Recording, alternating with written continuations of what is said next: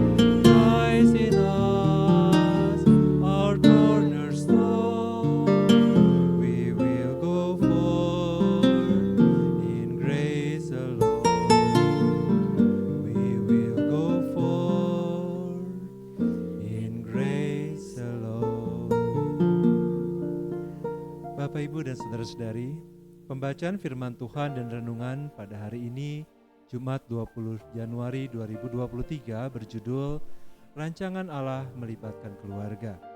Firman Tuhan yang akan kita dengarkan pada hari ini terdapat pada Kejadian 22 sampai dengan Kejadian 24, dengan perhatian khusus pada Kejadian 22, ayatnya yang ke-7 sampai dengan 18. Mari kita berdoa terlebih dahulu. Bapa yang baik, kami bersyukur untuk kasih karunia dan anugerah yang Engkau berikan kepada kami pada hari ini, sehingga kami masih dapat menikmati anugerah dan penyertaan yang Engkau berikan kepada kami dalam hidup kami. Sebentar lagi kami akan mendengarkan kebenaran firman Tuhan, yang merupakan pelita bagi kaki kami dan terang bagi jalan kami.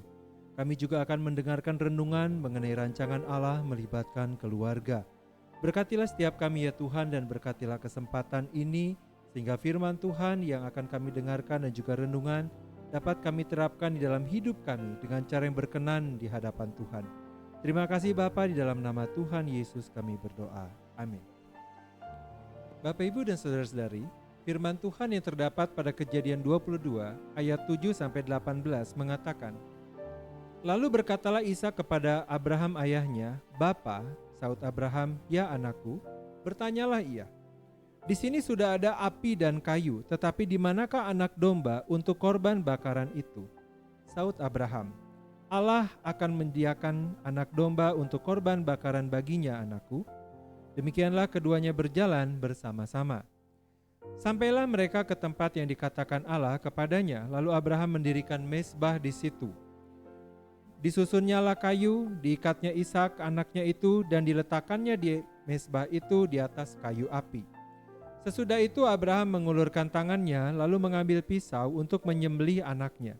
Tetapi berserulah malaikat Tuhan dari langit kepadanya, "Abraham, Abraham," sautnya, "Ya Tuhan." Lalu ia berfirman, "Jangan bunuh anak itu dan jangan kau apa-apakan dia, sebab telah ku ketahui sekarang bahwa engkau takut akan Allah dan engkau tidak segan-segan untuk menyerahkan anakmu yang tunggal kepadaku." Lalu Abraham menoleh dan melihat seekor domba jantan di belakangnya, yang tanduknya tersangkut dalam belukar. Abraham mengambil domba itu lalu mengorbankannya sebagai korban bakaran pengganti anaknya. Dan Abraham menamai tempat itu Tuhan menyediakan. Sebab itu sampai sekarang dikatakan orang, di atas gunung Tuhan akan disediakan. Untuk kedua kalinya berserulah malaikat Tuhan dari langit kepada Abraham. Katanya, "Aku bersumpah demi diriku sendiri, demikianlah firman Tuhan. Karena engkau telah berbuat demikian dan engkau tidak segan-segan untuk menyerahkan anakmu yang tunggal kepadaku, maka aku akan memberkati engkau berlimpah-limpah dan membuat keturunanmu sangat banyak seperti bintang di langit dan seperti pasir di tepi laut. Dan keturunanmu akan menduduki kota-kota musuhnya.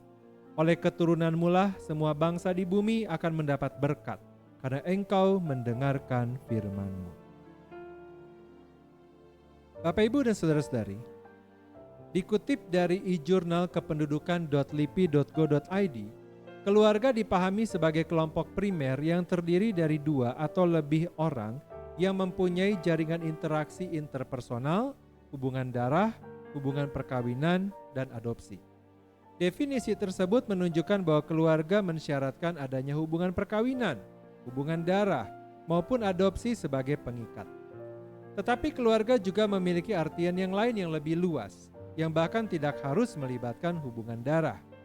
Keluarga juga dapat dipandang sebagai sekelompok orang yang berada di tempat atau komunitas yang sama, menghadapi masalah yang sama, dan berjuang bersama untuk mengatasi masalah tersebut.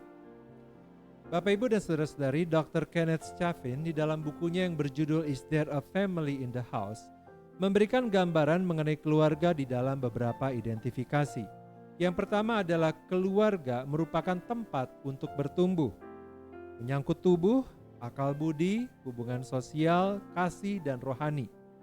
Yang kedua, keluarga merupakan pusat pengembangan semua aktivitas di mana setiap orang dapat bebas mengembangkan potensi dan talentanya masing-masing dengan tidak ada prejudis.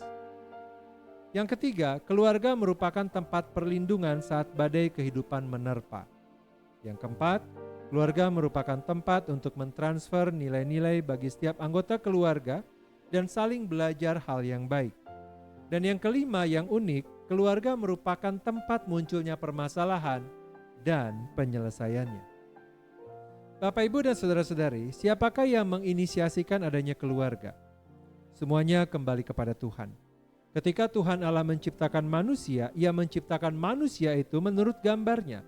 Menurut gambar Allah diciptakannya dia laki-laki dan perempuan. Kemudian Allah memberkati mereka dan berfirman kepada mereka untuk beranak cucu dan mengelola bumi.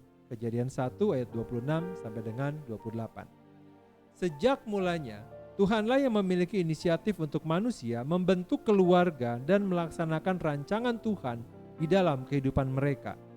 Di dalam Katekismus Westminster juga diajarkan, tujuan tertinggi hidup manusia adalah untuk memuliakan Allah dan menikmati Dia selama-lamanya. Bapak, Ibu, dan saudara-saudari, Tuhan menciptakan manusia, membentuk keluarga, menugaskan manusia untuk memenuhi dan mengelola bumi adalah untuk kemuliaan Allah dan untuk menikmati Allah selama-lamanya. Di dalam Tuhan, pria dan wanita memiliki hakikat, substansi, dan kedudukan yang sama. Pria dan wanita sama-sama adalah ciptaan Allah yang berharga yang diciptakan menurut gambar dan rupa Allah. Perbedaannya terletak pada ordo dan fungsinya. Seorang suami adalah kepala keluarga yang harus dapat memiliki kendali atas keluarganya, mencukupi kebutuhan keluarga, memimpin dan mengasihi keluarga. Seorang istri akan menolong, mendampingi, mendukung, dan menjadi penopang bagi suaminya. Keduanya harus saling mengasihi dan masing-masing menjalankan fungsi dan peran sebagaimana dijelaskan di dalam Alkitab. Seorang suami sebagai pemimpin di dalam keluarganya akan memimpin keluarganya untuk melayani Allah dan hidup takut akan Tuhan. Tugas ini tidak ringan. Oleh karena itu, seorang suami akan membutuhkan bantuan, dukungan, dan penopangan dari istrinya. Ordo ini jangan dibalik. Jika dibalik atau karena satu dan lain hal terbalik, relasi dan keluarga akan mengalami kekacauan. Di dalam keluarga Kristen, suami harus mengasihi istrinya, istri tunduk pada suaminya, dan kedua-duanya sama-sama memuliakan Kristus. Ketika akhirnya Tuhan mempercayakan adanya anak dalam keluarga tersebut, maka ordo tetap harus dijaga. Anak-anak tunduk pada orang tua, dan orang tua harus mengasihi anak-anak dengan bijaksana. Anak-anak belajar paling baik dan cepat adalah melalui contoh dan teladan.